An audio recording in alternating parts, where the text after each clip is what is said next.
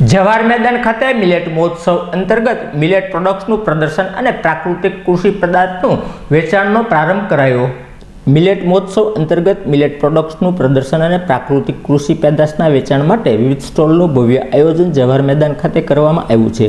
આ પ્રસંગે મેયર ભરતભાઈ બારડ, શહેર પ્રમુખ કુમારભાઈ શાહ તેમજ સ્ટેન્ડિંગ કમિટીના ચેરમેન રાજુભાઈ રાબડિયા, महामंत्री नीलेशभाई रावल सहितना महानुभावों उपस्थिति में महोत्सव ने खुल्लो मूकवामां आव्यो हतो।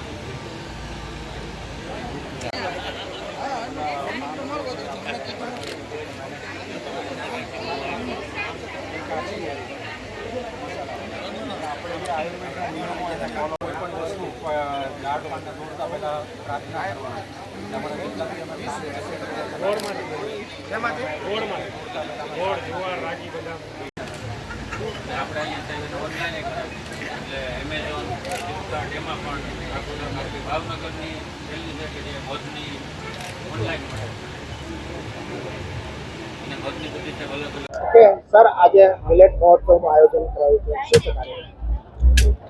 આજે રાજ્ય સરકારના માર્ગદર્શનમાં ગુજરાતભરમાં તમામ 17 જે મહાનગરપાલિકાઓ છે એમાં મિલેટ મહોત્સવ અને પ્રાકૃતિક ખેતી બાબતના જે પ્રાકૃતિક પેદાશો છે એમના સ્ટોલ્સ, એમના થકી જે વિવિધ વસ્તુઓ બનતી હોય એ બધાને માટે કે આપણે બધા લોકો સુધી એ વસ્તુ પહોંચાડીએ।